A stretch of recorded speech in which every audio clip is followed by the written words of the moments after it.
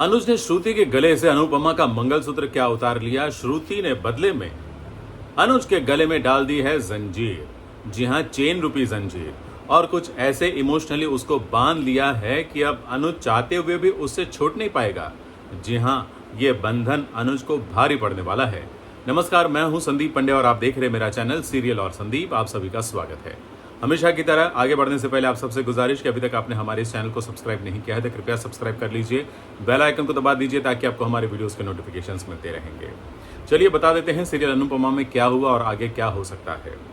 Anupama serial में आप जानते ही हैं कि अनुपमा बच्चों के लिए आइसक्रीम लेकर घर पर पहुंची, लेकिन उसे तो तीखे तम तमाते हुए सवालों के और साथ ही वाग बाणों का ही सामना करना पड़ा, क्योंकि तोशु और वनराज दोनों भरे पड़े थे और उनको देखते ही अनुपमा को समझ में आ गया कि भाई आज का वातावरण कुछ ठीक नहीं है। और इसीलिए किंजल को बोल दिया कि आइसक्रीम बच्चों को खिला दो और बच्चों को बाहर आने के लिए ना कहो, मतलब कि बाहर ना आ जाए बच्चे, ध्यान रखना। और फिर शुरू हो गया ड्रामा। जी हाँ, तोशु ने बोल दिया कि आपके अनुज ने मुझे नौकरी से निकाल दिया। भाई अनुज ने अगर तोशु को नौकरी से निकाल दिया तो उसमें अनुपमा क्या करेगी? तो अनुपमा ने जवाब दिया, बरोबर अच्छा जवाब दिया। लेकिन तोशु और वनराज को लगता है कि अनुपमा के कारण ही ये सब हुआ। तो अनुपमा को एक बार फिर दोषी ठहराया गया है। और तो और वनराज ने एक बार फिर अनुपमा का इतना अपमान किया कि अनुपमा को और कुछ जवाब देने के बजाय वहां से चले जाना ही ठीक लगा।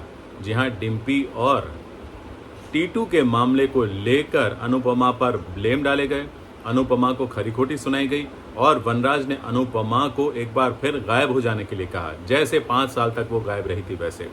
तो अनुपमा बेचारी अपना बैग लेकर घर से बाहर निकल गई। गुस्सा तो बहुत था, लेकिन करे क्या। फिर बापूजी उठे और बापूजी ने वनराज को और तोशु को खरी खोटी सुनाई और फिर निकल गए घर के बाहर अनुपमा को मनाने के लिए। और अनुपमा कहाँ गई उनको शायद पता था, इसलिए ढेर सारे गुब्बारे लेकर अनुपमा का रास्ता रोक लिया।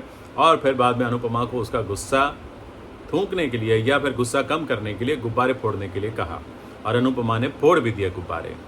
और फिर बाद में बापूजी और अनुपमा दोनों एक बेंच पर बैठकर बातें करने लग गए और अनुपमा ने अपने दिल की सारी बात भी बता दी, रेस्टोरेंट की क्या दिक्कत है, क्या तकलीफ है, ये भी बता दी।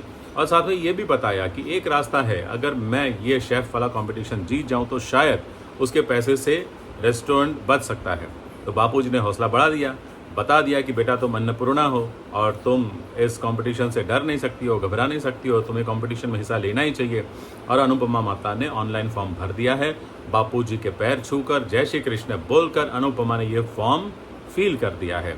अब जय श्री कृष्ण बोलकर अनुपमा ने अगर कोई काम शुरू किया है तो वो तो पूरा होकर ही रहेगा, वो जीत कर ही रहेगी। लेकिन समहाउ मुझे ऐसा लग रहा है कि वो जो पैसा जीतेगी वो भी शायद कोई चोरी कर सकता है। कौन? मुझे लगता है तोशु के अलावा और कोई नहीं हो सकता, क्योंकि किंजल के फ़ोन पर अभी भी उन गुंडों के मैसेजेस आ रहे हैं, वॉइस मैसेजेस आ रहे हैं कि भाई हमें ज़्यादा इंतज़ार मत करवाओ वरना आप लोगों के लिए भारी पड़ जाएगा। किंजल और तोशु के बीच इस बात को लेकर भी काफ़ी बहस हो रही है।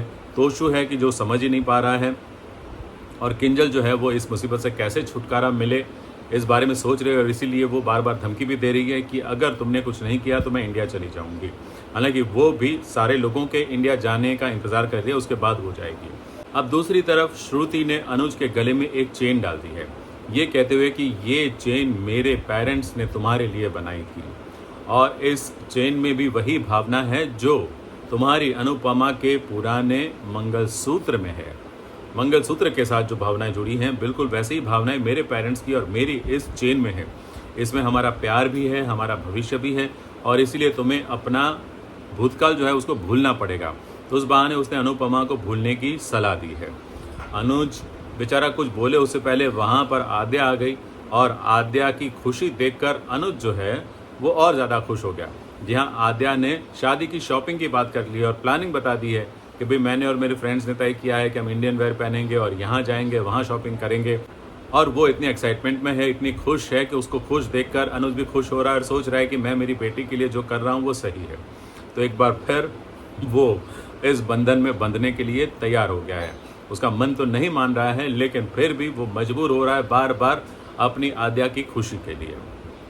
अब आगे ये होने वाला है कि जहाँ अनुज, श्रुति और छोटी अनु यानी कि आद्या शॉपिंग के लिए जाने वाले हैं, वहाँ पर अनुपमा, किंजल और बा भी पहुंचने वाले हैं शॉपिंग के लिए। और अनुज को जो साड़ी पसंद आएगी वैसी ही साड़ी पहनकर अनुपमा भी बाहर ट्रायल करके निकलने वाली है और सामने अनुज को देखेगी। और श्रुति जब देखेगी कि अनुज की पसंद और अनुपमा की पसंद एक ही है तो उसको झटका तो लगने वाला है। जी हाँ, दोनों की पसंद आज भी एक है, ये जानकर उसे कुछ तो एहसास होने वाला है। अब ये एहसास उसको शादी से पीछे हटने के लिए प्रेरित करे तो अच्छी बात है, लेकिन जहाँ तक हमने सुना है कि वो शायद अभी तो नहीं हटेगी पीछे, वो अनुपमा को ऊपर से कॉकटेल पार्टी में इनवाइट भी करने वाली है। जी हाँ, शादी से पहले उसकी जो पार्टी होने वाली है उसमें वो अनुपमा को भी इनवाइट करेगी और अनुपमा जाएगी भी और अगर उस पार्टी में अनुपमा जाएगी तो जाहिर सी बात है कि वहाँ ड्रामा तो होगा ही होगा। और वैसे भी सीरियल में अगर किसी फंक्शन में ड्रामा ना हो तो सीरियल आगे कहाँ बढ़ता है।